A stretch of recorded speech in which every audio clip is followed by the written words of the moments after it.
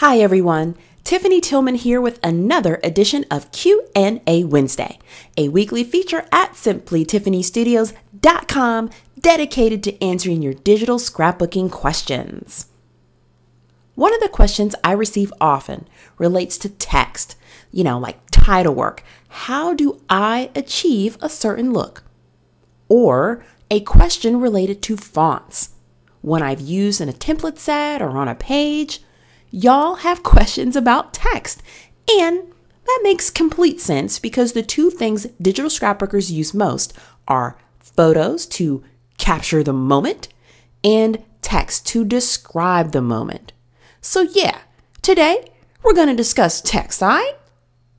Today's question is, Tiffany, I really love the title work you created on this layout, especially how the C curves and tucks around the additional text. Now, I saw in your layout credits the font you used was named Cool Script, and I bought it. But my text looks nothing like yours, even when I type the same word. Tiffany, help me. What am I doing wrong? Signed, Patty. Well, Patty, and for those who are equally curious, help is here. Because in this video, I'll introduce you to the world of stylistic sets for type. Stylistic sets, also known as stylistic alternatives, give you the option of transforming a font's text with a single click. It's the small differences, those tiny little details that, for example, join two letters together to form a ligature, which did not exist before. Or, for another example, a swash is introduced to certain letters. Stylistic sets are the alternative letter forms added to some fonts that help words simply look better. And who creates these sets? The person who created the font designer. Before you get the font, the designer has decided that certain letters should behave differently next to other letters. So some letters will change to a style alternative without your prodding. Other times, though, you have to make the adjustment. Unfortunately, this is one of those features that Adobe Photoshop Elements does not support. Sorry, dudettes. However, Photoshop Creative Suite does. And a bonus tip, so does Microsoft Word. Let's take a more intimate look at how you can adjust letter forms using stylistic sets in Adobe Photoshop CS6. With my type panel open and Cool Script chosen from my font listing, you can see my word Carmen looks very similar to Patty's Carmen, nothing like my Carmen. The way to change the text is to turn on the sets, and I can easily see which sets are available by hovering over the Open Type options located right here in the Type panel.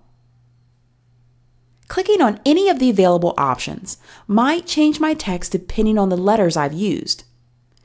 Nothing changes when I activate standard ligatures, or contextual alternatives, or discretionary ligatures. But when I activate the swash, my capital C changes to a swash. And then more changes are made when I choose stylistic alternatives. And finally, the options that are grayed out tell me that this font does not support this specific type of open type style set. So I have my original word, my text that changes when I activated the swash, and my text that changed when I used stylistic alternatives. Now I've created 3 different looking words. If you're in the hunt for fonts and wonder why some have such high price tags, it's probably because the font features more than just your average A to Z letter forms in lowercase and uppercase options with numbers and punctuation. There's a good chance the type designer provided more lettering options, which will give you better control over how well your words look. Patty, I think I've answered your question. If you found this video to be helpful, please share it with a scrappy friend or two. And hey, while you're at it, what other favorite fonts do you know that have stylistic alternatives? Link us up in the comments and tell us about it.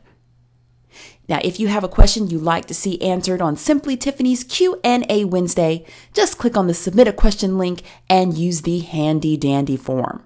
Remember, if your question is chosen, I'll send you a $10 gift certificate good for any product at my Design House digital store. All right, gals, until next Wednesday's Q&A, happy scrapbooking.